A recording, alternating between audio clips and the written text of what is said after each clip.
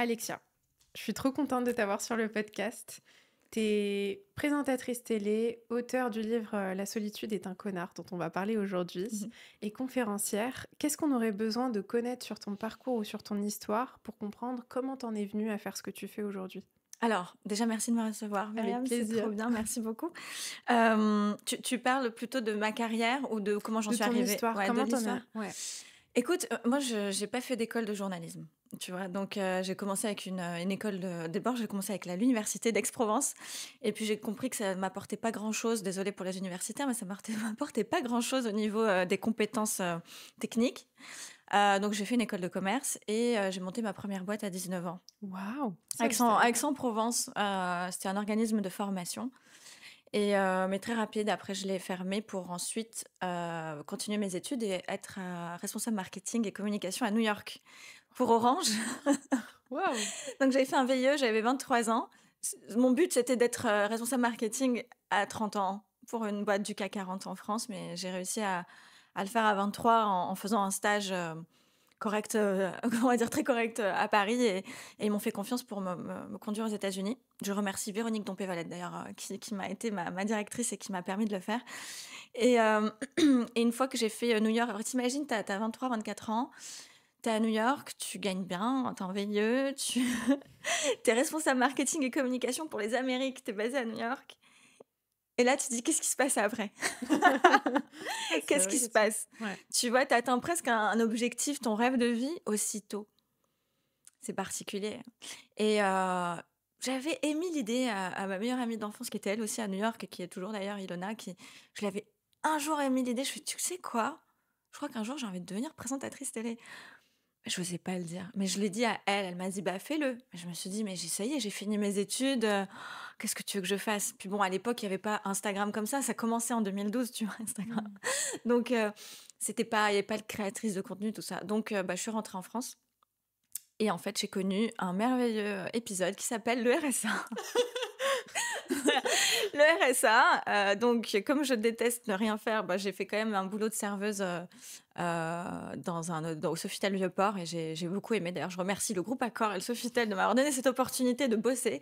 Il y a pas de petit métier, mais quand même, quand tu passes d'un univers à l'autre et que tu es au RSA slash des petits jobs, ponctuels par-ci par-là, psychologiquement, c'est pas facile. Parce que tu t'imagines que ta carrière ne peut qu'exploser, en fait. Et en fait, non. C'est pour ça que maintenant, à chaque fois que j'atteins un petit sommet, je me dis: «Eh, ne pensons pas que ça peut être, le début de quelque chose, c'est peut-être aussi la fin». Donc il faut faire toujours attention.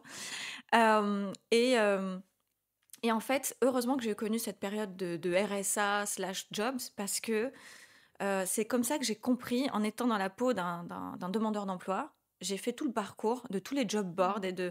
et de ce que c'était, en fait, que d'être au chômage ou RSA en train de chercher un job. Puis un chasseur de tête voit mon profil sur LinkedIn et m'appelle. Il m'a dit: «Mais attends, toi, tu as un profil particulier, tu as monté ta première boîte, c'est un organisme de formation, tu es parti aux États-Unis, tu as fait du marketing, en fait, tu es dans les RH, le marketing, la com. Est-ce que ça te dit de faire un nouveau job qui s'appelle Talent Acquisition Manager, qui est faire de la communication, mais dans les ressources humaines?» J'ai dit: «Bah, écoute, ouais». Et donc là, je suis montée à Paris, donc parce que j'étais dans le sud, j'étais à Marseille, Aix et je suis montée à Paris et j'ai été, Talent Acquisition Manager pour 15 cabinets de conseil. Waouh, Donc on m'a 15. donné un gros, ouais, parce que c'était une holding, il y en avait 15, ils en ont beaucoup plus maintenant et donc j'étais, le bras droit du DRH de l'époque et je m'occupais de toute la partie, communication et digitalisation et tout ça. Mm. Donc j'avais créé le job board, j'ai fait plein de choses. Puis en fait, au bout de 8 mois, je me suis dit: «Bon, en fait, ce que j'ai fait pour eux, je peux le faire pour d'autres» et j'ai monté ma deuxième boîte.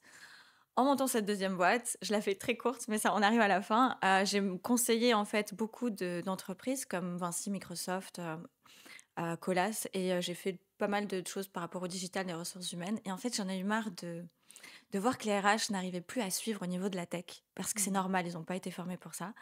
Donc j'ai monté mon média qui s'appelait DLM News, Waouh. Digital Learning Management News et j'ai commencé à faire des articles et puis à faire des petites vidéos et cetera et j'ai tapé aux portes des grands médias, BFM, Challenge et tout ça et j'ai dit: «Regardez ce que je fais, peut-être ça peut intéresser votre audience».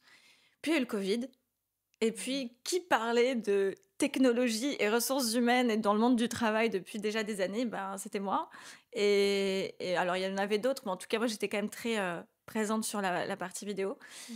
Et du coup, ben, en travaillant avec BFM Business, ils m'ont proposé un poste à l'antenne de présentatrice télé. Et c'est comme ça que j'ai commencé avec Tech RH. C'est incroyable, c'est incroyable. Et comment t'as su que, à ce moment-là, quand t'es à New York, que t'aimerais devenir présentatrice télé? Ah, Est-ce c'est que c'était une intéressant. intuition, Ouais, c'est pas mal comme question. Je sais pas te dire Mhm. d'où vient l'info. C'est Ah, bizarre, hein. ouais, ouais. Alors, j'ai regardé, je sais plus quand, il y a quelques années, je suis retombée sur une vieille cassette, Wow. tu vois, quand j'avais 14 ans et que mon oncle, voilà, avec la VHS, tout ça, filmait. Et en fait, j'avais un micro et je parlais, je demandais à mes parents, à ma grand-mère, je posais des questions avec un micro. Je me dis, peut-être que ça vient d'encore plus loin, Ouais, c'est clair. tu Ouais, vois. Je me suis surprise avec un micro en train d'interviewer ma famille. Et là, je me suis dit: «Ah ouais, peut-être que le rêve, il vient de plus loin». complètement. Et en fait, je sais pas pourquoi, à New York, j'ai eu ce côté-là. En fait, c'est comme si j'avais déjà un peu fait, alors loin de là, à 23 ans, c'est un peu prétentieux de dire ça parce qu'à 23 ans, tu pas fait le tour, mais quand tu arrives à ton rêve aussi vite, tu te dis: «Bah, c'est quoi Mhm. l'étape d'après qui peut être autant stimulant qu'un boulot à New York?» Ben, je pense que c'est ce qui m'est venu. Mais ce qui est intéressant, c'est que tu aurais pu rester à New York et te dire, oui, mais là, j'ai un cadre incroyable, j'ai un Alors, statut social qui est... Tu vois ce que je veux dire?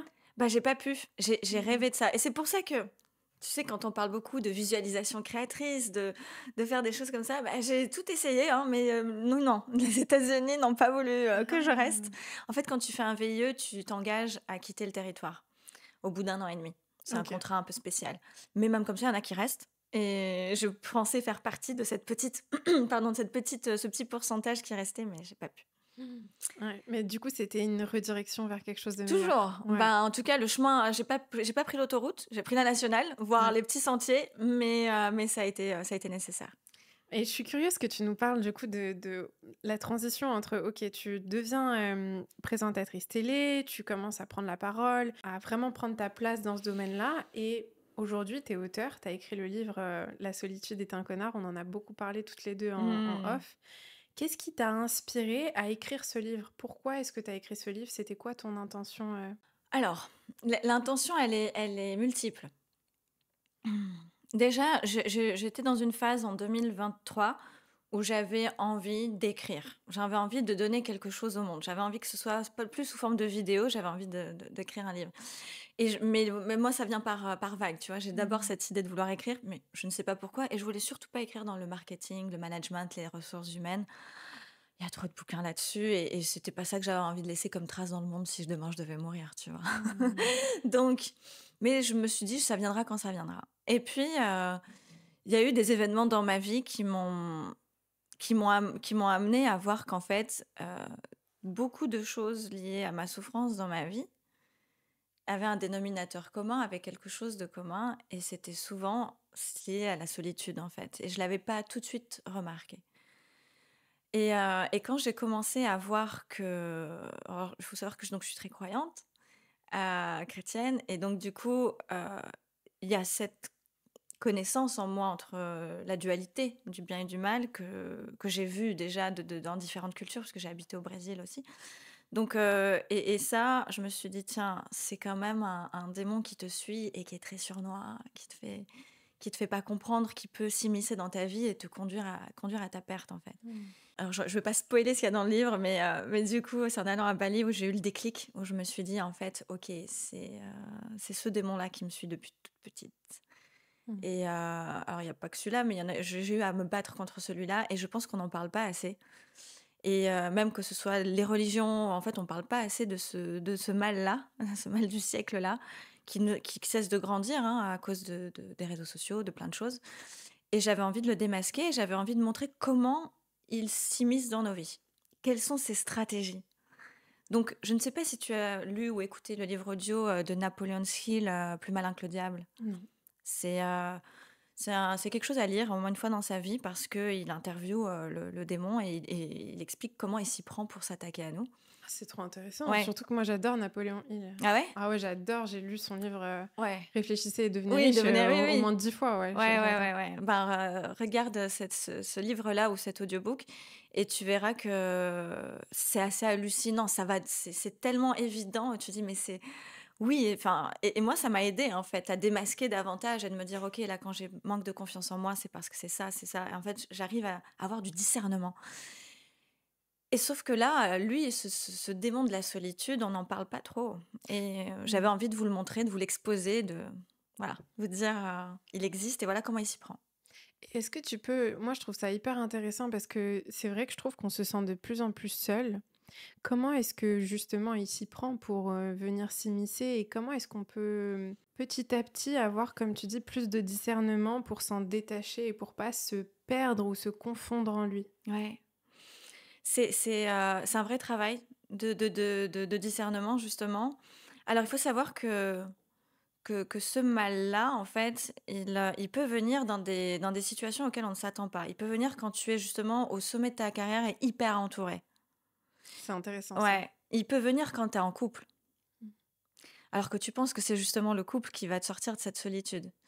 Il peut venir quand tu es, avec, un parent ou une amie qui se sent seule et tu lui tiens compagnie pour pas qu'elle soit seule et en fait, Mmh. il vous tient dans cette solitude à 2. En fait, il peut bien sûr venir quand tu es isolé. Ça, c'est évident.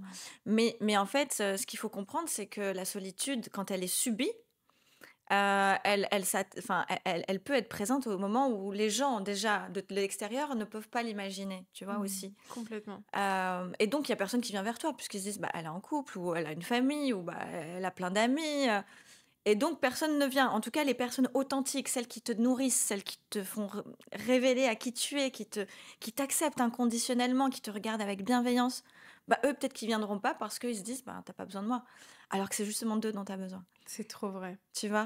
Mais comment du coup tu fais la différence entre quelqu'un qui est seul et qui, bon, qui subit pas forcément cette solitude et quelqu'un qui souffre vraiment du mal de la solitude. Mmh. Tu vois ce que je veux dire? C'est quoi la différence entre, si on se dit que quelqu'un est entouré ou physiquement il y a des gens présents autour de lui, Mmh. comment c'est possible du coup qu'on se sente aussi seul? Ouais. Bah, en fait, il y a une étude qui a été faite, qui est très connue, hein, sur la lon une des plus longues qui a duré 80 ans, sur la longévité et qu'est-ce qui faisait que les gens, restent, le plus longtemps, en vie et en bonne santé? Bah, c'est la qualité des relations. Mmh.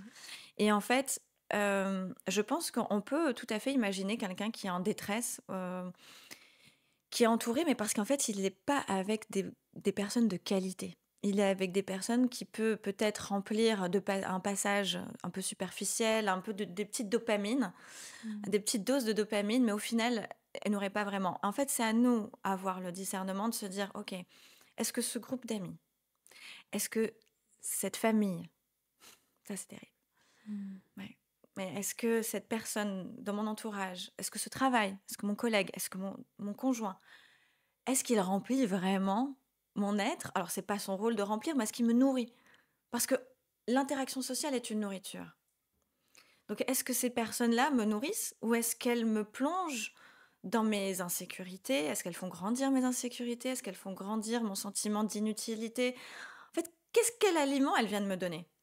À chaque fois qu'on a une interaction sociale, c'est un aliment. Est-ce que cette personne vient me donner du sucre? Est-ce qu'elle vient de me donner, tu vois, un aliment qui me fait du bien? Est-ce qu'elle vient me donner un poison? Mais par fidélité, parce que je ne vois pas qui elle est, ou parce que je pense que la bonne intention qu'elle a, c'est de me nourrir, mais je ne regarde pas vraiment la nourriture qu'elle me donne, je la mange et en fait, je suis en Mmh. train de me détruire. Eh bien, cette nourriture-là, parmi tout ce que je viens de te décrire comme aliment, il peut y avoir cette nourriture de solitude. Tiens, je te donne une présence, ma présence est superficielle, mais en fait, elle te rend encore plus seule. Elle te fait encore plus douter de toi. Mmh. Elle te fait te rendre compte que tu es vraiment inutile, tu vois? C'est trop vrai ce que tu dis et tu vois, ça me fait penser à plein de situations différentes, même de personnes que je connais qui vivent certaines relations et et où tu peux être dans des relations où finalement c'est pas tant que la personne a une mauvaise intention envers toi, mais c'est plutôt que il faut voir l'effet Ouais. de ton interaction, comment est-ce que tu commences à déterminer, à identifier cet effet-là, tu vois? Très bonne question. Ouais. Très, très bonne question. On va garder, l'exemple de l'aliment. Quand tu es intolérant au gluten et au lactose, tu sais que cet aliment n'est pas bon pour toi, donc déjà, tu le mets pas dans ton frigo, tu le mets pas dans ton entourage, dans ton environnement proche. Tu sais que si tu as faim et que tu es tenté, tu vas avoir mal au ventre parce que tu vas le manger. Si tu sais pas, quand tu manges quelque chose, Donc quand tu te nourris de quelque chose, ton corps il va tout de suite te dire, soit immédiatement, soit une demi-heure plus tard, soit le lendemain. L'interaction sociale, c'est la même chose. Moi, j'invite les gens à avoir deux moments de vigilance. Le premier moment, c'est quand tu es tout de suite avec la personne. Là, tu vois, cette Mmh. interaction immédiate. Comment ton corps il se sent? Est-ce que tu te sens anxieuse? Est-ce que tu te sens en paix? Est-ce que tu te sens enthousiaste? Est-ce qu'il y a de la joie? Qu'est-ce qui se dégage sur le moment T?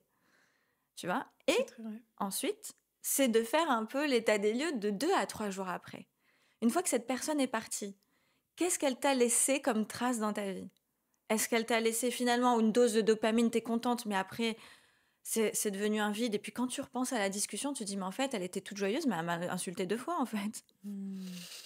Est-ce que c'est vraiment de la bonne nourriture ou c'est du sucre très toxique qui fait plaisir sur le moment, mais en fait, ça donne mal au ventre après? Mmh. Tu vois? Totalement. Donc c'est vraiment 2 phases, immédiateté et 2 3 jours, voire une semaine ou 2 la semaine après, mais de faire un backup, tu vois? Dire: «Attends, qu'est-ce que ça a été là, cette relation ou cette Mmh. interaction?» Et là, tu te rends compte si la personne, elle est bien pour toi. Si dans ces 2 cas, elle t'a nourri et tu t'es senti ou tu t'es dit: «Ah mais j'ai qu'une hâte, c'est de la revoir», là, c'est bien, c'est positif. Ouais. Mais si dans les 2 cas, là, tu te sens avec elle, tu te sens oppressée, tu sens que la personne, te met en colère ou tu vois, ou tu te sens anxieuse et puis après tu pars et tu dis: «Ah mais ça a été une catastrophe en fait, comment je vais faire?» Bah, là, c'est qu'il y a des vigilances à avoir. Ouais, totalement. Et c'est pas en fait, ce qui est difficile, je pense aux personnes qui nous écoutent et qui se disent: «Bah, c'est vrai que, par exemple, quand je passe du temps avec, ma mère ou avec, tu vois, peut-être mon frère ou, mon partenaire, tu vois, je me sens anxieuse ou je me sens il y a de la confusion dans mon corps ou peut-être que je sens de la colère ou peu importe, j'en sais rien, il y a quelque chose que je ressens».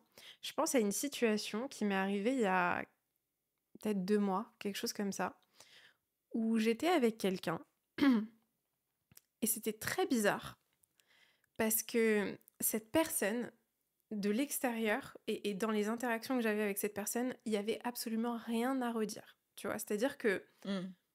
aucun red flag, aucun problème, les discussions étaient sympas, il y avait du respect et cetera. Mais avant de voir cette personne et pendant que j'étais avec elle, j'étais stressée, j'étais Ah! anxieuse, j'étais pas à l'aise et alors je me suis beaucoup posé la question: «Est-ce que c'est toi, Mariam? Est-ce que tu te crées des problèmes toute seule? Est-ce que» tu vois? Mmh. Et après avoir passé du temps avec elle, pendant à peu près 2 3 jours, j'ai ressenti une colère et une agitation intérieure que je ressentais jamais d'habitude et j'arrivais pas à comprendre pourquoi. J'arrivais vraiment pas à comprendre pourquoi et je pense que c'est des éléments qui sont hyper importants, dont tu parles, mais tu vois, pour une interaction comme ça avec ce genre de personne, je peux très bien me dire: «Bah, OK, je vais prendre de la distance». Mais quand c'est ton partenaire, ta Ta famille, famille, comment on fait? comment on fait? Eh ouais, C'est pas facile, hein. c'est pas facile. Je pense que c'est la question de toute une vie. Alors, il y en a qui diront, en fait, il y a pas une seule école, hein, là-dessus. Il y en a qui vont dire: «Écoute, vas-y, va les voir quand même, même s'ils te mettent dans cet état, que tu as décrit, dans cet exemple, va les voir quand même et moins de temps». Il y en a qui disent: «Bah, en fait, non, enfin, un couple, c'est pas parce que c'est ta famille que tu es obligé d'y aller». Et il y en a qui vont se dire: «Bah, c'est comme ça, dans ma culture, on encaisse et bah, il faut y aller pour, tous les dimanches, il faut aller voir, les parents et puis même s'ils me mettent dans cet état, bah, j'encaisse tous les dimanches». Mmh. Il y en a, hein, il y en a. Ouais, il y en a beaucoup. Je vous souhaite bon courage. Hem, Écoute, c'est marrant, à chaque fois que je fais un podcast, on dirait qu'on me pose la question sur ce que je vis durant ce moment. C'est vrai?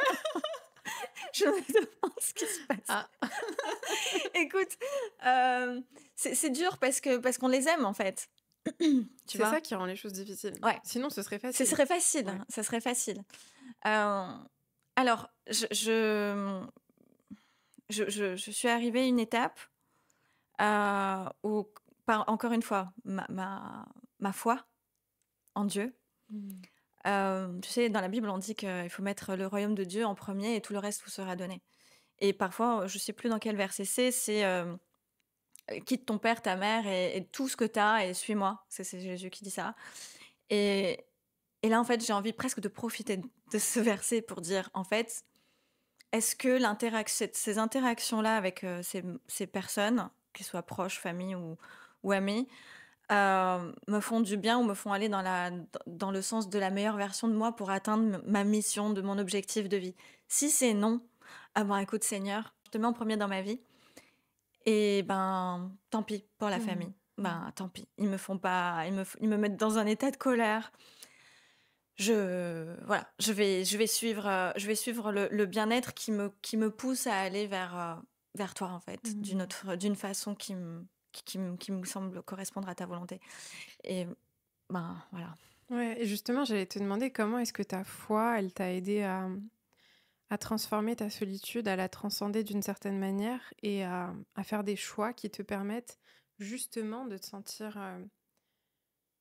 au lieu de te sentir seule, de te sentir connectée en fait. Ouais. Alors, il y a aussi autre chose, je l'évoque pas assez dans le livre, d'ailleurs je pense que je l'évoque pas du tout, mais c'est bien que tu me poses Mmh. la question. Il y avait quelque chose de terrible, c'est que j'ai toujours eu la foi, j'ai eu la foi depuis très, très petite, très, très jeune, mais quand j'étais dans le pire moment, le plus dark au niveau de la solitude, c'était en 2021-22, j'avais toujours la foi, mais pourtant je me sentais extrêmement seule. Et quand je parlais de choses, où je voyais les rares posts de l'époque qui parlaient de solitude et que je voyais des commentaires du style: «Oui, mais quand tu as la foi, tu te sens pas seule», c'est une culpabilisant pour moi parce que je me suis dit: «Mais c'est horrible, ça veut dire quoi? Que parce que j'ai» enfin, je me suis dit: «Mais alors ça veut dire que j'ai pas Dieu dans ma vie, que je le ressens pas? Qu'est-ce que ça veut dire? Enfin, pourquoi on me dit ça?» C'est Ah, c'était c'est intéressant. horrible, tu Ouais. vois? C'était horrible et je me suis dit: «Mais non, j'ai la foi, je sais, mais pourtant je me sens seule quand même». Et en fait, j'ai arrêté de demander à Dieu un partenaire. Parce qu'en fait, je me rendais compte que même si j'avais la foi, même si je pense, toujours je demandais: «Dieu, envoie-moi le bon partenaire, envoie-moi la bonne personne». Parce que en fait, j'étais dans cette croyance qu'il fallait absolument que j'ai quelqu'un dans ma vie pour être comblée. Et tu beau être croyant et avoir Dieu dans ta vie, si tu as cette croyance-là qu'il te faut un Mmh. partenaire et que tu es en permanence dans le manque et de dire: «Seigneur, s'il te plaît, envoie-moi quelqu'un, envoie-moi quelqu'un, envoie-moi quelqu'un, mais j'ai personne, tu me donnes personne». En fait, bah, ouais, tu te sens seul même si tu es avec Dieu. Donc c'est C'est pas très tu vois? vrai, c'est très Et vrai. donc là, c'est pour ça que c'est terrible. Donc j'ai changé, j'ai compris, je me suis dit: «Mais attends, attends, attends». Et là, j'en parle justement dans le bouquin, dans Les ennemis du connard, justement les 5 ennemis. C'est donc l'acceptation, l'amour, la joie, la foi. Et la foi, c'est de trouver un sens à ta solitude. Je fais: «Attends, peut-être qu'en fait, Seigneur, tu me veux seule. Mmh. Peut-être qu'il y a une raison à ça et que moi, je suis en train de te demander d'avoir quelqu'un alors que tu veux que je sois seule pour accomplir quelque chose». Mmh. Et là, j'ai changé mon mindset parce que je me suis dit: «En fait, ce que je veux, c'est ma volonté ou celle de Dieu?» Bah, je veux celle de Dieu d'abord. Donc si Dieu me veut seule, ah, c'est pas pareil. Je la vis plus de la même façon, la solitude. C'est qu'il y a quelque chose. Mais là, tu vois, ce que tu dis, c'est hyper puissant sur plein d'aspects. Parce qu'il y a tellement de gens qui nous écoutent et qui vivent plein de choses différentes dans leur vie, que ce soit se sentir seul ou peut-être qu'ils se sentent trahis par quelqu'un et du Ouais, coup qu'ils se sentent seuls d'une bien certaine sûr, bien manière sûr. ou abandonnés ou peu importe, humiliés ou des choses qui leur arrivent et ils résistent à ça en se disant que ça aurait pas dû se passer comme ça. Non, ouais, Tu vois? Et ouais, je là où vois. ta foi, je trouve qu'elle joue un rôle très important dans le fait de remettre du sens, comme tu dis, dans ce que tu es en train de vivre. Oui, parce que c'était complètement antagonique. J'étais en train de prier en disant: «Seigneur, que ta volonté soit faite», et d'un autre côté, je priais pour que j'ai un conjoint et l'homme de ma vie qui arrive très vite. Bah, c'est peut-être pas sa volonté, peut-être qu'il a un autre plan pour moi et au final, qu'est-ce que je veux le plus? Et si je m'obstine à dire, bah alors, tu vois, tu parlais de trahison. Moi, j'ai vécu un drame quand j'avais 30 ans où je pensais me marier, avoir, rencontré l'homme de ma vie et ça a été une catastrophe, hein. Ça a été dramatique pour moi dans ma conception de l'amour, de la vie, et cetera. Mais si j'avais pas eu la foi et que de temps en temps je priais pas pour me dire: «Confirme-moi que c'est la bonne personne». Et là je me dis: «Mais Seigneur, merci quoi! Oh, C'est incroyable. merci, merci». Et tu te rends compte, si tu demandes pas, tu peux vivre des choses, mais demande toujours à Dieu: «Est-ce que c'est ta volonté?» Parce que quand je me suis jetée corps et âme dans cette relation, j'ai pas demandé à Dieu. Mmh. Par contre, j'avais fait mes petits devoirs de visualisation créatrice et de qu'est-ce que je cherche chez un homme. Ça, je l'ai fait. Mmh. Et bizarrement, je l'ai rencontré quelques temps après. Mais j'ai pas demandé, Dieu, est-ce que c'est ça que tu veux pour moi? Et c'est pour ça que maintenant, je fais attention. Parce qu'il y a peut-être qu'on a un vrai pouvoir de création. Et j'en suis sûre qu'on l'a. Dieu nous a donné ce don, cette capacité. Je pense qu'on est encore qu'au début de savoir de quoi notre cerveau est capable. On n'est qu'au début de ça. Mais plus on apprend sur notre potentiel et sur notre capacité de créer, plus je pense qu'il faut savoir est-ce que nous, on sait ce qu'il y a de mieux pour nous. C'est tellement Tu vrai. vois? Oui, je suis capable d'imaginer l'homme de mes rêves. Je l'ai imaginé, il est venu. Ok, je suis capable d'imaginer, je veux ce travail, je veux être riche, je veux 1 million d'euros. Ok, ok, tu auras tout, tu peux, si ça se trouve, avoir tout ça. Mais est-ce que c'est la volonté de Dieu ou pas? Parce que si ça se trouve, tu as tout ça, mais si ça se trouve, c'est pas ce qu'il te faut. Donc, est-ce que tu préfères aller voir Dieu pour dire, ok, peut-être que je veux ça, mais c'est peut-être pas mieux pour moi. Mais toi, tu sais ce qu'il y a de mieux pour moi. Toi, tu sais quelle est la mission. Toi, tu sais quel est le plan. Toi, tu sais ce qui va me faire grandir. Tu sais que peut-être moi, je veux le plan B, mais le plan F pour toi, en fait, il est 1000 fois mieux. Et moi, j'ai même pas cette vision-là. Donc, je ne vais pas m'obstiner à vouloir ce travail, ce salaire, cette personne, alors qu'en fait, il te réserve 1000 fois mieux. Et donc, oui, tu as la possibilité de créer, mais faire attention à ce qu'on désire. Tu sais, ça me fait penser à une histoire, ça me donne les larmes aux yeux, d'Oprah Winfrey ça m'avait tellement touchée parce qu'elle racontait que quand elle était enfant, elle accompagnait sa mère, je crois, faire les ménages dans une famille de blancs. Tu sais, c'était à l'époque Hmm. aux États-Unis. Et quand elle allait dans cette maison et que je crois qu'elle était dans la cuisine, à travers la fenêtre de la cuisine, elle voyait un arbre dans le jardin et elle racontait que quand elle voyait cet arbre, elle se disait mais mon Dieu, qu'est-ce que je rêverais un jour d'avoir une maison avec un arbre, tu vois, dans le jardin. Qu'est-ce que ce serait Hmm. incroyable d'avoir un arbre, tu vois, que ce soit mon arbre qui soit dans mon jardin, tu vois. Et elle raconte ça et elle dit, ce qui est incroyable, c'est que je savais pas que Dieu avait prévu non pas un arbre, mais des hectares entiers d'arbres. Non, parce qu'elle a des hectares c'est immense ce qu'elle a aujourd'hui. Ouais, Elle a ouais. des milliers d'arbres. Je pense qu'elle arrive même plus à compter le nombre d'arbres qui sont dans son jardin, tu vois. Et c'est trop vrai ce que tu dis, c'est cette foi-là Ouais. d'avoir confiance. Mais justement, comment est-ce que tu développes cette foi? Parce que il y a des personnes qui nous écoutent et qui se disent, bah, c'est vrai que moi, j'aimerais avoir ce niveau-là de foi où je me libère et où j'arrête de me comparer à ce que je vois chez les autres, où je me dis qu'il faudrait que j'ai la même chose ou que c'est pas assez ce que j'ai ou que c'est pas assez bien. Comment est-ce que justement tu te reconnectes à ta foi? Mhm. Et est-ce que tu peux nous partager un moment où toi, peut-être que t'as... Je sais pas si t'as eu un moment où t'étais un peu déconnecté de ta foi Ouais, et où tu t'es bien reconnecté. sûr. Déjà, c'est important que tu dis ça et merci de le dire. Parce que dès qu'on peut avoir la foi et puis parfois les événements de la vie font que tu doutes. Exactement. Et c'est OK. C'est OK. C'est OK, on parle quand même quelque chose qui est invisible à l'œil nu, c'est éprouvant parfois.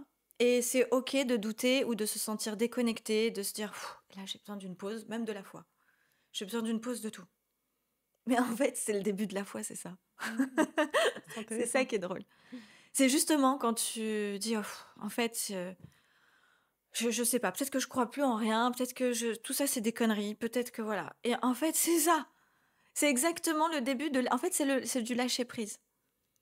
C'est de te dire: «OK, peut-être que tu peux mettre tout ça de côté et non pas de lutter contre ce manque-là de» parce qu'on s'imagine que la foi, c'est toujours quelque chose une rédemption, une force qui te pousse vers le haut. Oui, ça peut être ça. Ça l'est la plupart du temps. Mais parfois, c'est aussi quand tu es en train de couler, quoi. Et c'est te laisser couler, tu vois? Ne pas essayer de lutter quand tu es en dessous l'eau, tu vois? Et c'est de dire: «OK, ah bah, tu sais quoi? Je coule, c'est pas grave». Mais c'est ça la foi, parce que tu sais, en fait, tu sais très bien que tu vas pas aller au fond et tu vas pas te noyer. C'est le début de la foi, c'est dire: «Ouais, je coule, bah, c'est bon, je crois plus en rien, je laisse tomber». Et c'est pas grave parce que qu'est-ce qui se passe quand, Jésus est marché sur l'eau justement et que Pierre avait douté de la foi? À un moment donné, donc quand Jésus était sur la tempête, bah, il doutait. Il a douté et puis il a coulé. Mais en fait, il a rattrapé au bout d'un moment. Parce que Dieu ne te laisse jamais tomber. Mais justement, quand tu lâches prise et que tu dis, OK, peut-être que tout ça, que j'y crois plus, je sais pas. Bah, en fait, tu vas, au lieu de te rediriger vers l'attente que tu as de la foi, parce que la foi, tu peux la transformer en attente. J'espère que ça va se passer. En fait, tu lâches tout et tu dis, bah, je crois plus en rien, je lâche tout. Et ça, c'est le début. C'est là où en fait, là où tu penses être le plus déconnecté, c'est quand tu es en train de te reconnecter. J'adore ce que tu dis. C'est tellement vrai et ça me parle beaucoup dans ma vie à moi, donc je suis complètement d'accord. Comment est-ce que ta foi, elle t'a permis à certains moments de te libérer de sentiments douloureux et des émotions assez lourdes, tu vois, qu'on peut ressentir, comme la culpabilité, le jugement, la critique de soi, tu vois, parce que l'être humain, la version de nous qui est humaine, c'est une version qui ressent toutes sortes d'émotions douloureuses et on a tendance à beaucoup se juger, à avoir de la honte, tu Ouais, vois, à avoir ouais. vraiment du jugement. Comment est-ce que on peut se libérer de la honte? Et d'ailleurs, on parle de foi, mais ça peut, peu importe que tu crois en l'univers, en Dieu, en peu Oui, oui. importe. Mais comment est-ce que justement la foi et la spiritualité, elle Mm, peut nous aider à nous libérer de cette lourdeur, tu vois, qu'on peut mm. ressentir de ce jugement-là? Écoute, moi, j'aime bien faire la pratique du parenting.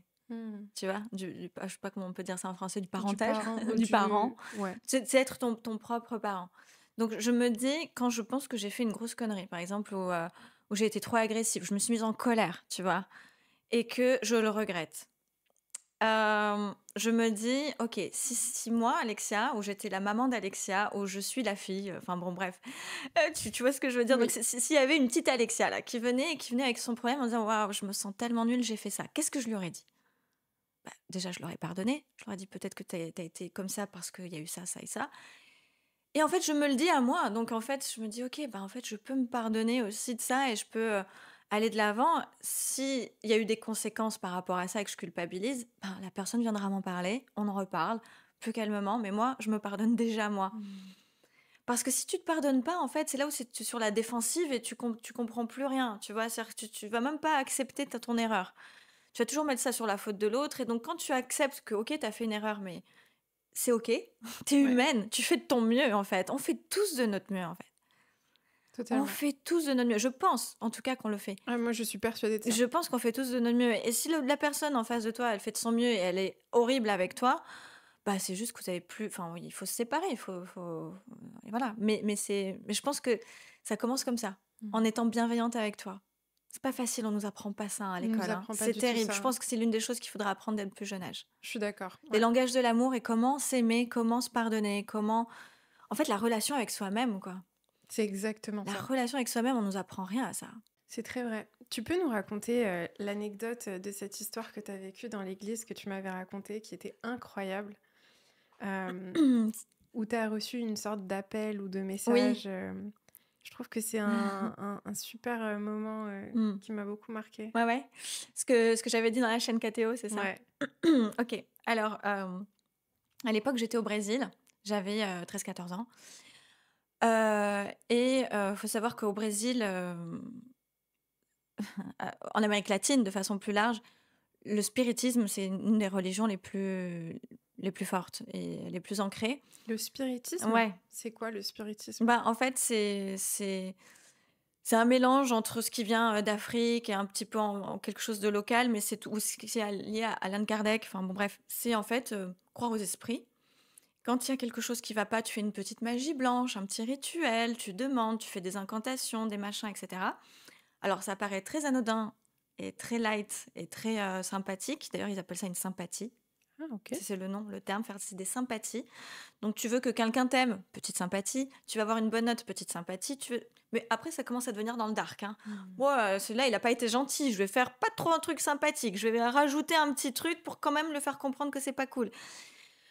Waouh! Waouh, ouais. Donc, mais quand tu grandis là-dedans, le monde invisible n'est plus invisible.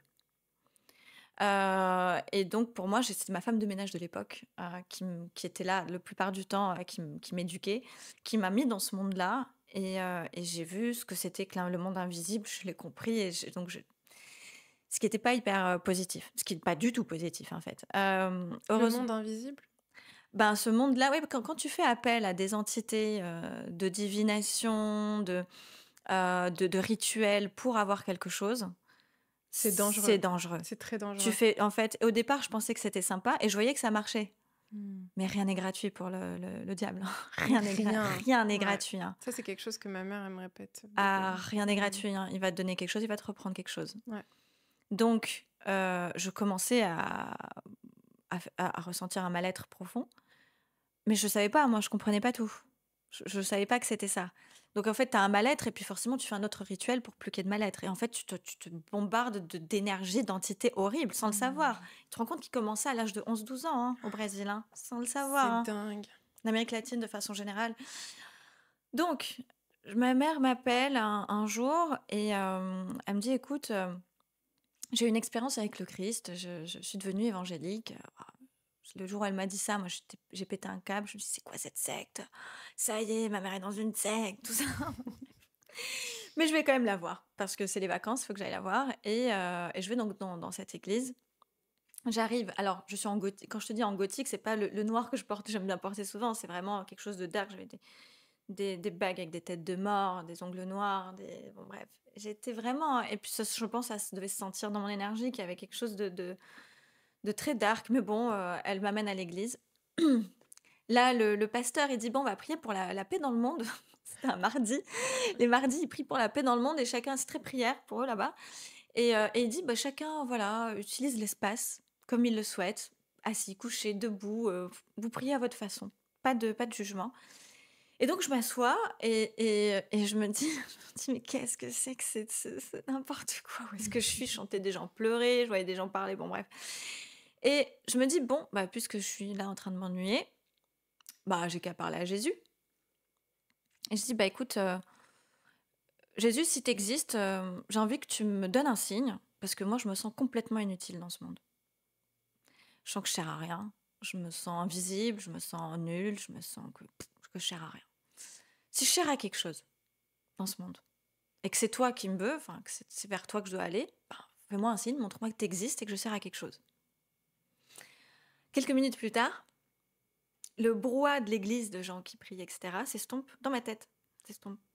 C'est comme si on baissait le volume. Mmh. Et j'entends qu'une seule femme, au fond à droite, qui elle est à genoux et qui pleure. Et j'entends presque que son pleur qui ressort de tout le reste. Je ne sais pas ce qui me prend. Je ne sais pas expliquer pourquoi. Je me lève. Je vais la voir. Je suis spectatrice de ce qui se passe. Je vais la voir et je lui dis les mots: «Ne vous inquiétez pas, il va revenir». Je ne sais pas pourquoi je dis ça. Je sais pas ce que je fais là en train de me dire ça. Mais par contre, je vois sa tête et elle rayonne. Elle est waouh. Oh, elle est en état de choc, content de choc. Elle me dit: «Qu'est-ce que vous avez dit?» Et moi, je suis désolée, je sais pas ce qui m'a pris. Bah, j'ai dit: «Vous inquiétez pas, il va revenir, mais je sais pas pourquoi je vous dis ça». Puis là, elle fait: «Ah», elle est toute un peu abasourdie. Elle s'assoit. Elle est là, ok. Je fais: «Bon, je rentre, je reviens dans ma place». Parce que le pasteur, il dit: «C'est bon, c'est fini. Maintenant, on va se mettre à prier pour la paix dans le monde. On va se mettre en cercle». Je dis: «Mais qu'est-ce qui m'est arrivé? Qu'est-ce qui s'est passé?» Bon, on va prier dans la paix, pour la paix dans le monde. On se met en cercle. Et là, la femme, elle dit: «Écoutez, avant de prier pour la paix dans le monde, vous connaissez tous ici mon histoire. J'ai demandé à Dieu, j'ai demandé à Jésus un signe, que si mon mari allait revenir, qu'il me donne un signe de la part d'une personne qui ne connaît pas mon histoire et qui me dit les mots: ne vous inquiétez pas, il va revenir». Et c'est cette petite fille qui l'a fait. J'étais là pour la première fois. Je venais de demander un signe: est-ce que je suis utile dans ce monde? Et Jésus, si t'es là, si c'est toi, vers toi que je dois me tourner, bah alors montre-moi. Et il nous a répondu à toutes les deux. Mmh. Il nous a répondu, moi, c'était mon signe, comme quoi j'étais utile, puisque je venais de donner un message et que je comprenais pas ce qui m'était arrivé. Elle venait de donner un signe à son mari qui était donc parti, qui avait quitté la maison.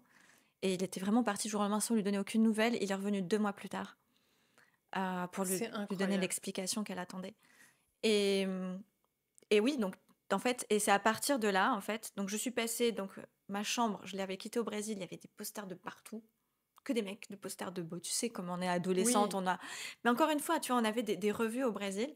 Tu avais des posters de célébrités et à la fin du magazine, tu avais des rituels de sympathie. Mmh. Pour te dire à quel point la culture brésilienne est ancrée aussi là-dedans. Donc moi, j'avais des posters de partout. Bon, il y avait Brad Pitt et des trucs de, tu vois, de Ouais. Chance, tu vois. Mais c'était chargé. Et je suis revenue, j'étais habillée tout en blanc. J'avais enlevé toutes mes bagues, mes trucs. Et j'ai fait un clean total dans ma chambre. J'ai mis toute ma chambre en blanc. Et j'ai commencé à lire la Bible.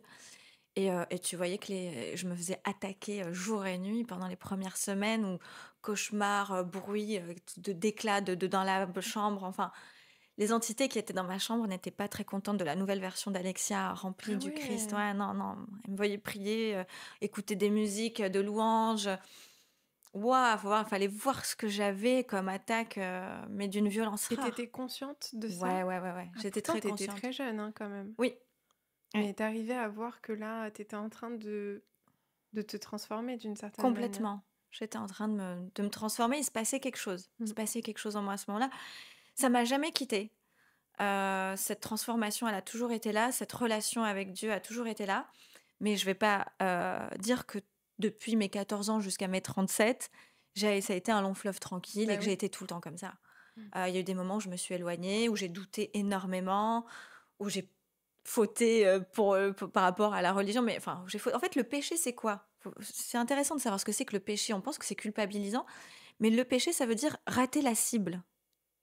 Ah, ça, c'est une définition que j'avais jamais entendue. Ouais, Tu peux expliquer ce je qu'on saurais entend? pas le dire si c'est de l'hébreu ou d'où ça vient, mais je sais. Tu peux le voir, tu peux faire tes recherches. Le péché, ça veut dire rater la cible. Ça veut dire que tu es né avec un but. Dieu te donne une mission, un but. Il peut être celui d'élever un enfant dans les meilleures conditions, comme celui d'être Nelson Mandela. Je ne sais pas. Dieu, il a un plan pour toi. Quand tu pèches, ça veut dire à chaque fois que tu te dévies de ton objectif. Donc, c'est pas que c'est culpabilisant ou que tu vas en enfer si tu fais pas la bonne chose ou si tu pèches pas. C'est juste que tu t'éloignes du but. Tu t'éloignes de la cible. Mais comment tu peux savoir que tu t'éloignes de la cible? Comment tu peux sentir ou savoir que... euh, parce que par exemple, ben, on peut se dire que chacun a une cible différente. Du coup, ce qui est intéressant, c'est qu'on se juge souvent sur les mêmes critères de cible, tu vois. Mhm. C'est-à-dire, on pense qu'on a un peu tous les mêmes cibles, surtout aujourd'hui dans notre société où on va beaucoup juger, je sais pas, les femmes d'une certaine manière ou les hommes d'une certaine manière, parce qu'on a une idée de la cible qu'ils ont. Mais du coup, individuellement, comment on peut commencer à savoir ce qui est notre cible et si on en a dévié ou pas, tu vois. Mhm. J'ai envie de dire, parce que là, il faut que je parle aussi aux non-croyants. Mhm. Euh, j'ai envie de dire, si ta cible te donne de l'anxiété ou c'est quelque chose qui est lié à l'ego, le pouvoir, l'argent, la pression, c'est pas la bonne cible. Mhm. C'est pas la bonne cible. Ah, Là, on j'aime se bien. Ouais. trompe de cible. Par contre, si ta cible, elle te donne de la paix, c'est quelque chose où tu te sens utile, où tu te sens vibrer, où tu te sens blooming, tu vois, où tu te sens vraiment ouvrir vers les autres, où c'est quelque chose lié à l'amour positif, et tu sens que c'est quelque chose voilà, qui sert aux autres, mais qui te sert à toi aussi, et qui te donne une paix, une transcendance, quelque chose de bien, là, c'est la cible. Mhm. Tout ce qui te dévie de ça, bah là, c'est que tu es en train de rater. J'avais une amie très proche qui, elle, comprenait pas c'était quoi sa cible. Et elle n'était pas du tout, du tout, du tout croyante. Alors, très cartésienne, elle croyait en rien. Par contre, elle avait une très envie de réussir. Et en fait, sa façon de réussir à elle, c'était de voir comment les autres réussissaient. Et donc, elle essayait de faire pareil. Et sauf que elle y arrivait jamais. Il y avait toujours un échec au bout. Parce que son but, c'était d'être célèbre. C'était d'être riche. C'était d'avoir des Lamborghini. Voilà. Tu sais que là, si à chaque fois ton but, c'est ça, alors, tu peux avoir un but comme ça et avoir une pseudo-félicité, mais elle n'est pas divine, c'est pas celle de ton âme, c'est celle de ton ego. Donc moi, je dirais que c'est plutôt comme ça, quand tu arrives à distinguer. Ah, j'aime beaucoup cette définition. C'est hyper clair et puis c'est se connecter aux émotions, à ce que ton corps te dit en Le fait. corps, il Ouais, parle beaucoup, hein. ouais, complètement. Le corps parle beaucoup. Tu le sens dès qu'il y a une pression, dès qu'il y a une angoisse, une anxiété, mais que t'obliges et tu dis waouh, je dois aller faire ça. Pose-toi la vraie question, tu le fais pour qui, pourquoi? Complètement, complètement. Et j'aimerais bien qu'on rebondisse sur ce que tu as dit tout à l'heure sur l'énergie féminine. Tu parlais de... Ah oui, j'avais Ouais, fait un stage. oui, J'avais dit du que j'avais fait stage, le voilà. stage de l'ego. Oh là là. Ah là là là là. C'est quoi aujourd'hui ta vision justement sur ça depuis ce stage et qu'est-ce qui a évolué pour toi sur cette dualité d'énergie féminine, énergie masculine et comment est-ce que tu perçois les choses Alors, c'est très, très compliqué. C'est très touchy, hein, comme sujet. Parce que avant d'avoir fait ce stage sur Lego, j'étais en mode, heu, je suis Wonder Woman, je suis une bosseuse, je suis entrepreneur, je sais ce que je veux. Mon mec, il sait pas ce qu'il veut, mais c'est pas grave, je suis là pour lui dire et lui expliquer et l'orienter. Voilà, tu dois faire ça, ça, ça, ça, ça. Il y a un petit côté matriarcal et à la fois un peu contrôlante aussi, en Bien disant sûr. bah tu sais pas ce que tu veux faire de ta vie, mais t'inquiète, je suis là pour te le dire. Donc, sans le savoir, moi je pensais faire bien, en fait. T'imagines l'énergie masculine que je dégage là. Voilà. Mais parce que je me dis, bah, je lui apporte quelque chose. Il faut que je sois. En fait, j'étais moi le provider. Tu vois, Totalement. j'étais moi celle qui apportait le plus. Et, quand j'ai fait ce stage de Lego, bah, déjà, en fait, ils te cassent l'ego. Hein. C'est-à-dire, hop, hop, hop, ils m'ont fait m'habiller. Parce que j'étais en mode businesswoman. Et parmi les exercices, c'était que je devais m'habiller avec les fringues de mon mec. Et comme les fringues, j'ai pris des fringues les plus larges, il m'a dit, mais par contre, pas les plus beaux. Tu mets le jogging de ton mec. Tu vois, j'étais à la venue, j'étais là, j'étais pas maquillée. Ils m'ont fait vraiment casser mon image. Et je sais pas pourquoi je me suis mise à pleurer quand je me suis présentée devant l'équipe, le groupe comme ça. Je me sentais nulle.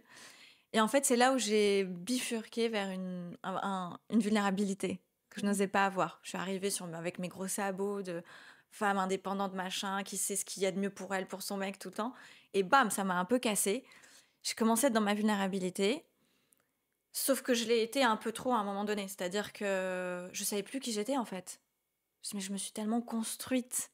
Parce qu'il faut savoir aussi que la plupart des femmes ultra indépendantes, comme on les appelle, celles qui ont besoin de personnes, qui sont hyper dans le boulot, c'est souvent une réaction à quelque chose. Bien sûr, c'est une réponse C'est une traumatique. réponse traumatique. Et ça, ce que les mecs ne comprennent pas parce qu'ils sont dans l'attaque de les femmes sont hyper indépendantes, mais en fait, c'est un trauma qu'on a. Complètement. Voilà, donc il faut se calmer, les Oui, gars. On n'est pas comme ça contre vous. c'est clair. On est parce qu'on est dans une réaction à quelque chose. Et en fait, quand tu as été en réaction à cette chose-là et que tu t'es construite comme ça et que d'un coup tu te remets dans un mode féminin de plus de vulnérabilité, bah tu sais plus qui t'es. Ça a été un peu bizarre pour moi. Mais le fait d'être allée chercher cette réponse et de savoir qu'en fait j'étais avec quelqu'un qui avait une autre compagne, enfin tu vois, qui avait presque une double vie avec quelqu'un, bah ça m'a replongée dans un nouveau trauma et donc j'ai fait, mais en fait, vulnérabilité, no way. Par contre, je me suis dit, cette Alexia, elle existe. Je la laisserai vivre quand elle sera avec la bonne personne. Mais oh, le passage maintenant pour être la bonne personne, il faut passer plusieurs étapes. Le casting est très compliqué, tu vois. Donc voilà, il faut mais je sais qu'elle existe. Je peux être dans du surrendering, tu vois. Je peux être un peu plus dans un côté plus calme. Si je vois qu'il y a quelqu'un qui me plaît, que je suis amoureuse, mais qui me laisse cette sécurité d'être, c'est possible, elle existe. Mais tant qu'il n'y a pas ça, ben, je suis complètement, cette fois-ci en conscience, d'être dans mon masculin, mais parce que je suis seule. Et donc, je vais gérer tout toute seule. Et donc, à moi de couper j'ai envie de dire couper des têtes, mais en fait, couper des relations et des gens toxiques et ceux qui... Tu vois, je suis à la fois mon protecteur et cette femme qui est là encore, hein, qui existe. Ouais, mais tu vois, moi, je me reconnais beaucoup dans ce schéma-là et je pense qu'on est très similaires là-dessus. Mais la question que je me pose personnellement en ce moment, c'est quoi les conséquences de ça? Parce que Ah les ouais. conséquences de ça, c'est qu'à un moment donné, tu te barricades tellement, tu es tellement justement dans ta force, dans ta puissance, etc., que il y a presque, comme tu dis, le casting devient de plus en plus dur C'est et il terrible. devient presque impossible. Impossible. Ouais. Donc, c'est quoi les conséquences à ça, tu vois, on se crée presque une sécurité à être seul parce que au moins quand on est seul, on gère, on contrôle, on maîtrise, on sait à quoi s'attendre.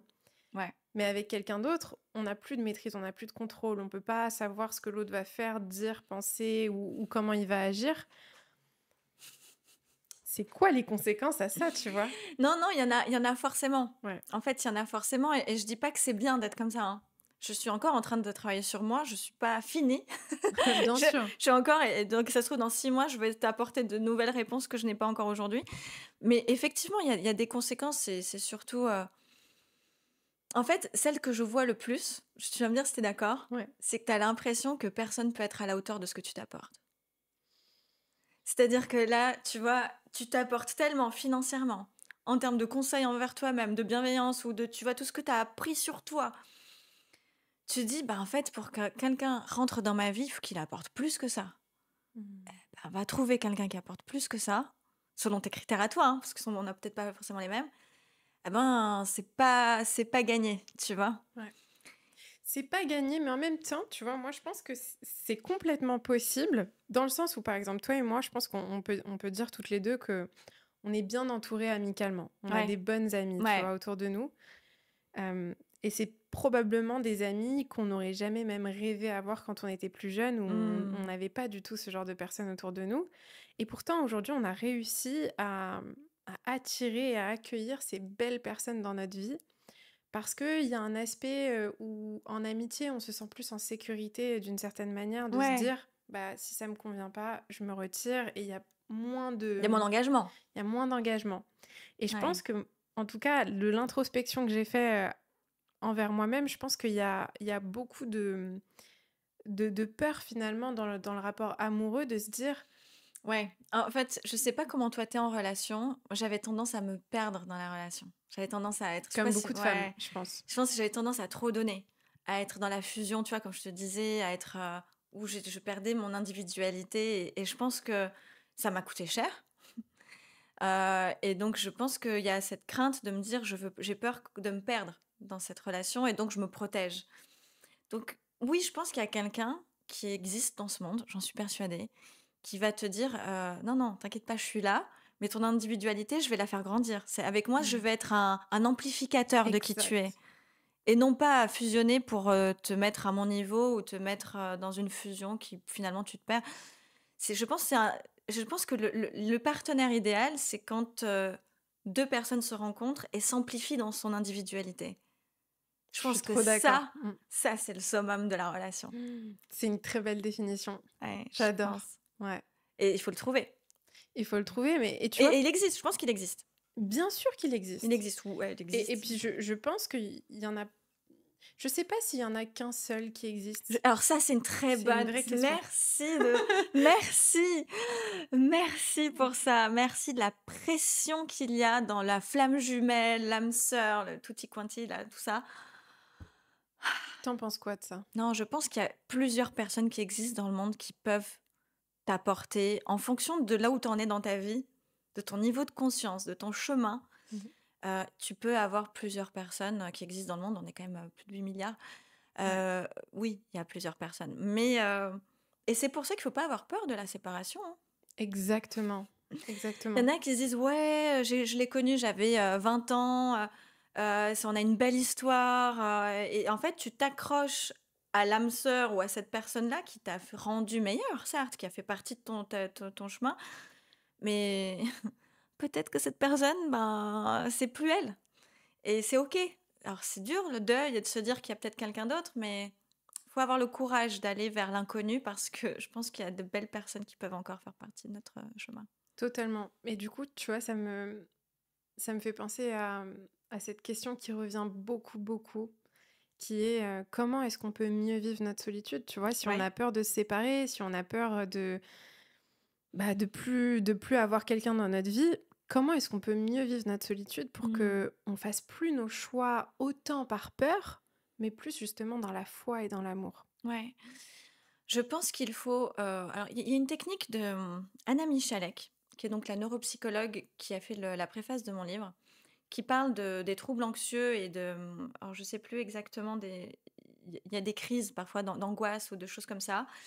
Et elle a une technique et que j'applique par rapport à ce que tu vas dire, qui est celle de se dire quand tu es dans un moment très très dark ou voilà, dans un moment de détresse, plutôt que d'essayer de contrôler ça ou de dire ouais, il faut pas que je sois comme ça, il faut que je me calme, c'est de même quand tu shaking, même quand tu trembles, tu te dis c'est génial ce que je vis, c'est super. En fait, tu te dis que ton corps va dire qu'est-ce qu'elle me dit là? Je suis en pleine détresse, et elle est en train de me dire des paroles comme quoi c'est génial.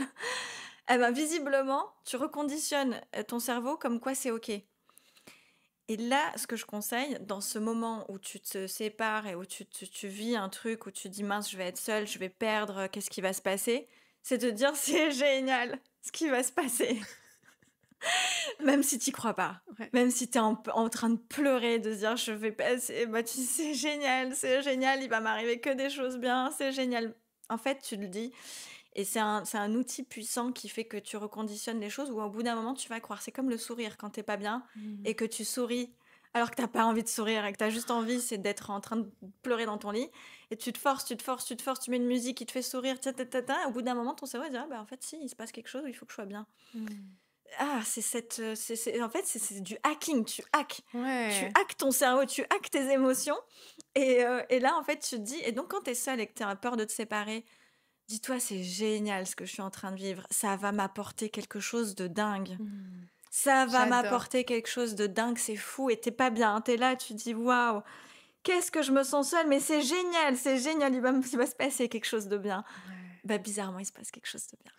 Mais tu vois, ce que tu dis finalement, c'est des démonstrations de foi, tu C'est ça, vois? c'est des petites choses comme ça. Ouais, quand tu utilises des mots, parce que nos mots, ils ont un pouvoir, c'est presque comme une prophétie ou Ouais. comme une formule, tu vois? C'est une formule qu'on libère, qu'on exprime et quand tu dis, le sourire, tout ça, c'est des signaux que tu te donnes que tu as la foi, en fait. Mmh. Que là, tu es en train de vivre quelque chose de difficile, mais que tu vas Ouais. réussir à le transformer. Exactement, c'est je sais que ça va m'apporter quelque chose de génial.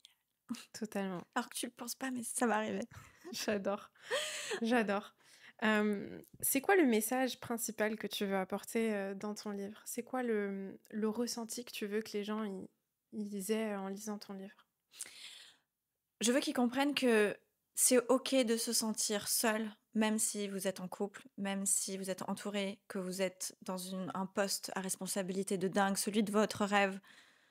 C'est normal et c'est OK de se sentir seul, c'est possible, et que cette solitude, elle a un message, OK? Et qu'en fait, soit vous allez la provoquer, cette solitude, comme Jésus qui est parti 40 jours dans le désert avant d'accomplir sa mission, parce qu'en fait, cette solitude-là, c'est le passage obligatoire pour comprendre qui vous êtes, pour atteindre votre objectif. Celui que vous connaissez peut-être pas encore. Mmh. Mais en fait, il se révèle et il se découvre à un moment donné où soit la vie vous impose à être seul, à vivre cette solitude, soit vous allez la chercher pour comprendre. Et que c'est dans ce moment de solitude, là, quand vous en êtes conscient, que le mal attaque. Parce que c'est justement là où il sait, pour ceux qui sont spirituels, il sait que ça va être révélateur. Donc il veut surtout pas que vous vous révélez. Donc il va vous plonger dans une spirale de victimisation pour pas que vous en sortiez. Donc sortez de ce piège, ne vous victimisez pas, accueillez cette solitude, elle a un message pour vous, et acceptez d'aller jusqu'au fond des choses pour vous découvrir. Et une fois que vous l'avez compris, ou peut-être que vous avez besoin d'aller justement voir, avoir une interaction sociale différente, sortir, aller voir d'autres personnes, bah, en fait, acceptez ce que cette solitude vous pousse à faire. C'est un signal dans notre cerveau qui nous pousse à faire quelque chose. C'est sous IRM, donc c'est scientifique. Bougez. Cette solitude a un message. Allez chercher de l'interaction sociale qui vous nourrit. Allez demander un conseil à quelqu'un, ou écoutez le silence. Mmh. Ou écouter le silence aussi. Moi, c'est ce qu'il y a de plus dur, hein. Là, on est dans une version expert de la solitude, Mmh. mais faites-le. On en est tous capables. Écoutez le silence. Qu'est-ce qu'il vous dit? C'est là où on a notre petite voix intérieure bienveillante, la voix de Dieu, Mmh. La voix de Dieu elle ne crie pas. La voix de Dieu, elle est subtile. Elle chuchote. Donc c'est là où on l'entend. C'est ce que tu dis là, je trouve que c'est super important. Mm. La voix de Dieu, la voix de ton intuition, elle te chuchote et si tu apprends pas à faire de l'espace, Ouais, exactement. tu peux pas l'écouter. Non, Tu peux même pas l'entendre, en fait. non. Elle te passe, à Ouais. travers les filets, tu vois? Et c'est littéralement ça, hein. Mmh. C'est littéralement au niveau du son. Ouais, non, mais c'est vrai, totalement. C'est littéralement au niveau, c'est vraiment s'asseoir en silence, accueillir le vide qui est peut-être inconfortable, mais c'est là où il y a un dialogue qui commence. Mmh. Et le dialogue, il faut l'aborder, il faut y aller. Complètement et je me pose la question parce que je sais pas, j'ai l'intuition qu'il y a certaines personnes qui vont se poser cette question. Mhm. et qui vont se dire, bah, peut-être qu'ils sont pas forcément croyants ou Ouais. peut-être qu'ils sont en ce moment un peu dans une phase de questionnement ou d'introspection. Qu'est-ce que tu conseillerais à des personnes qui ont envie de commencer à prier, euh, pas forcément religieusement, mais qui ont envie de commencer à prier, à parler avec Dieu, avec cette force supérieure, mais qui savent pas trop, qui se posent des questions et qui se disent mais comment il faut que je prie, comment est-ce qu'il faut que je parle à Dieu ou comment est-ce qu'il faut que je m'y prenne, tu vois? C'est trop bien comme question, merci, parce Merci. qu'effectivement, c'est beaucoup plus facile quand on est né dans un environnement religieux, que ce soit du judaïsme, du christianisme ou l'islam, mais quand on n'a rien, qu'on est avec des Ouais, parents cartésiens et qu'on se dit, allez, c'est vrai que tout le monde, au final, tout le monde parle de la spiritualité, je veux bien m'y mettre, mais surtout pas de façon religieuse. Aucun problème. mm, Dieu est là pour tout le monde. Dieu est là pour exactement. tout le monde. J'ai envie de dire, euh, lancez-vous pas vraiment ouais, une sorte de défi, mais avec la bonne humeur et presque un jeu, de dire, bah, s'il y a quelqu'un qui m'a créé, qu'il y a quelqu'un qui a tout créé, tout ça, et que ça existe, ben, qui me donne un signe.